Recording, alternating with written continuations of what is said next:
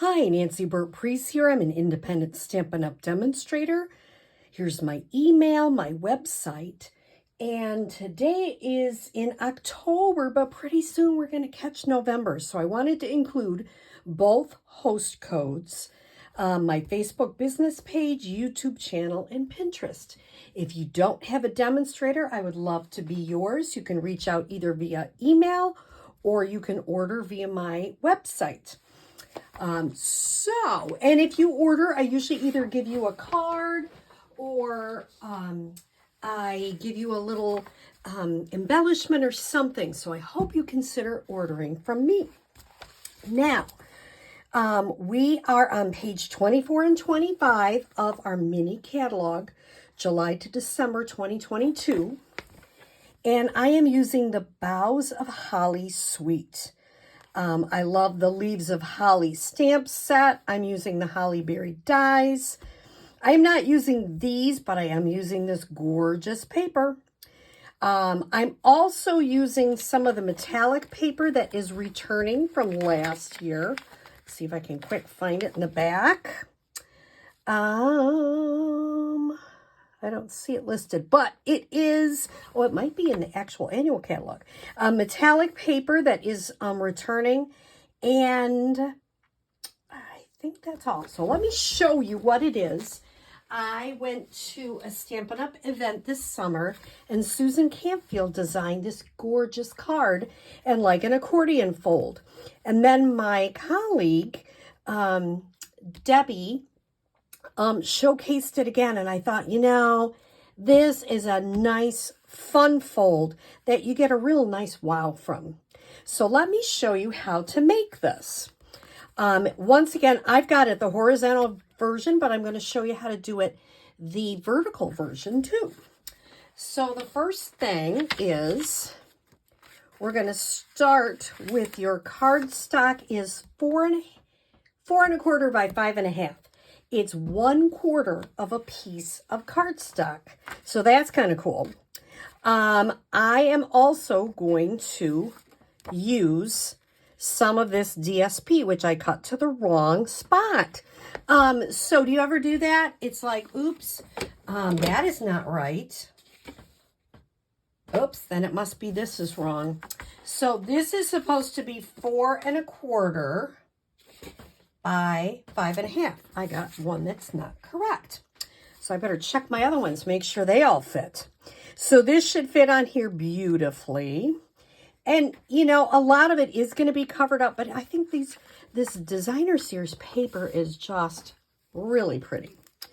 So I'm going to add some of the green glue. Do it super quick. And I'm going to add this to my card base.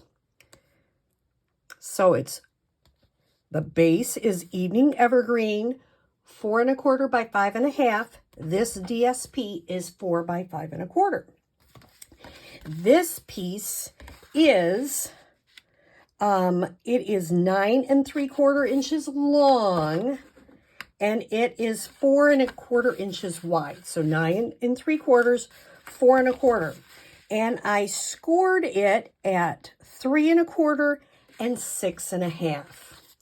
And I'm going to fold it up just like this. And I'm going to add some adhesive to the back. So you notice I just folded it. If I started on this and I folded this one in and this one down. So I'm going to add some adhesive.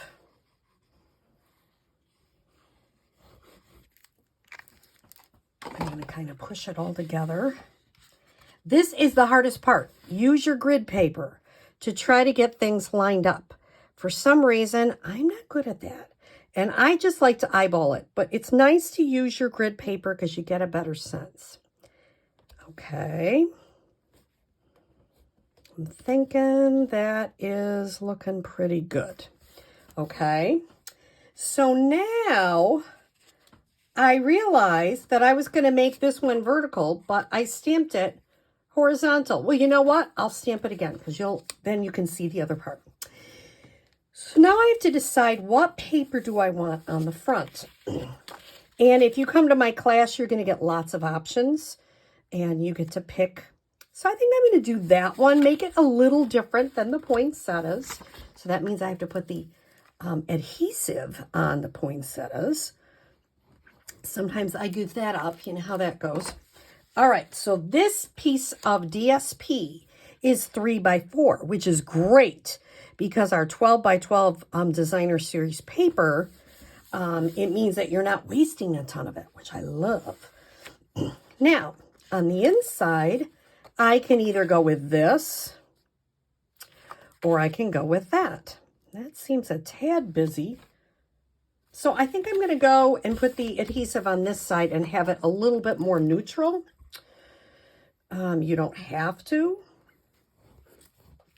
I wanted to show you how to stamp this one thing anyway, so this will work out. Oops, let's put it in the right spot. Like I've never done that before. How about you guys? Oops. And you just pick it up and try it again.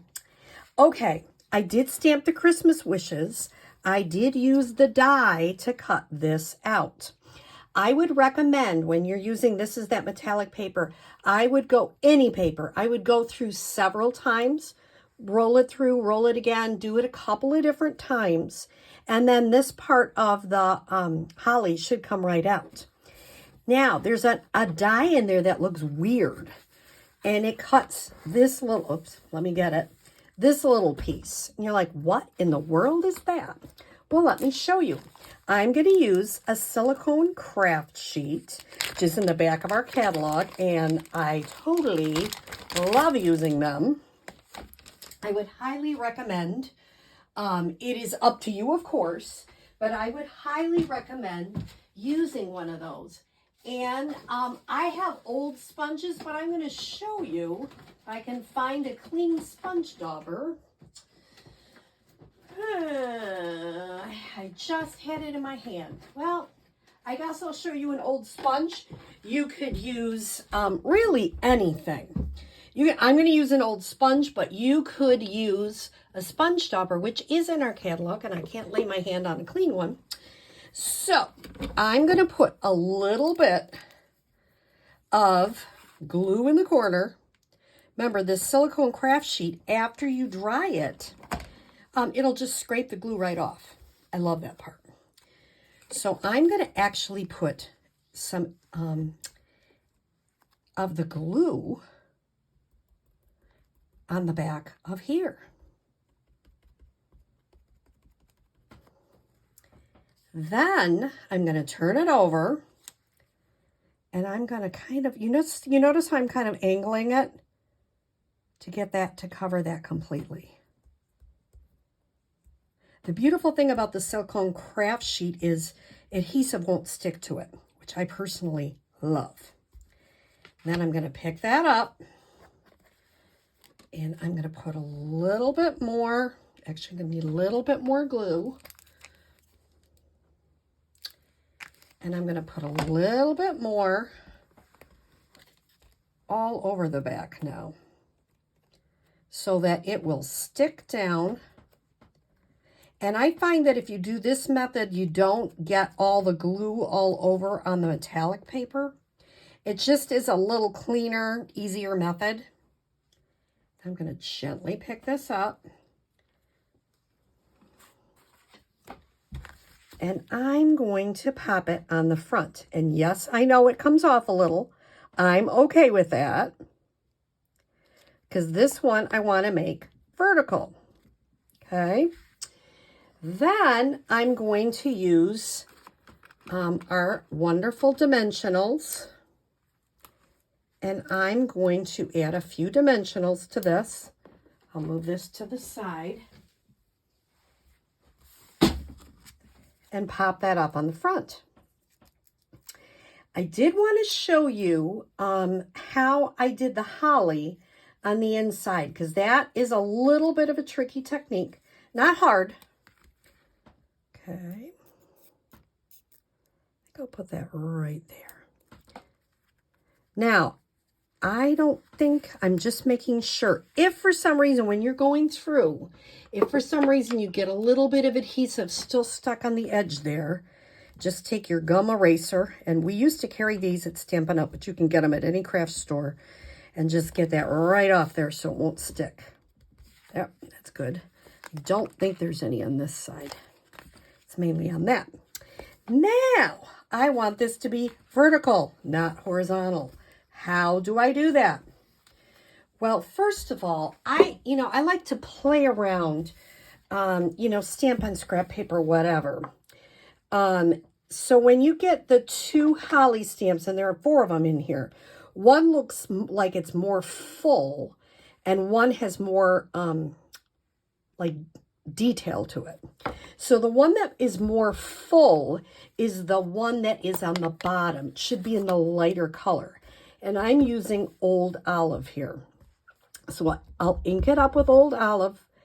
And then the other one is going to be in Evening Evergreen. And I just inked this up. So I'm hoping that this is the one with more detail, that it's not overdone. So I'm going to try it a couple of times. Yeah, it's coming out kind of dark because I'm having a class. So I wanted to make sure and get it inked up. So I'm going to start, normally I do it the opposite. I start with the lighter and go to the darker. This one I find I can line up better if I start with the darker, then review the inking. Now I'm going to do it kind of on an angle. Hopefully you can see what I'm doing. And I am really careful as I'm putting this down. Really trying to get it as lined up as I can. And that's where you get that really nice effect in there. So that is how I found it useful. The other thing I wanted to tell you is when you are using this die, I would stamp it first, then cut it out using your Big Shot or your Stampin' Cut and Emboss machine. It just tends to go better that way. And the last thing, you can see I've been messing around with my stuff there, is I'm going to add from your home to ours. From our home to yours. You know, just the opposite. Making sure that's stamping okay. And I'm going to go right there. That is an Evening Evergreen. Now, sometimes when you're stamping or you're cutting, you get a little lip from it. Do you know that you can take your bone folder and just press that down so you don't get that lip on your stamps? And let's finish this beautiful card up. I always, if you come to one of my classes, I'm constantly closing these because I'm always afraid that somebody, and it's usually me, is going to drop a stamp, something on your beautiful card and get it all inked up in a bad way. So here we go. I'm going to put this so it's vertical. I love the paper I'm using can go either way. Now, if you have a definite design of the paper, you have to go the way the paper is going. But I purposely chose some that could go either way. And so here is the horizontal version. And here is the vertical version. You know, you could add some little doodads in here, embellishments, you know, like little gems or something. It's totally up to you. I just think it's a really fun card. I'm not sure who came up with the first design. I saw it first with Susan Campfield, but it's really fun. And I hope you try this easy but fun fold. And the best part about it is it fits in a regular A2 envelope. I love that. I hope you have a great day. Happy stamping.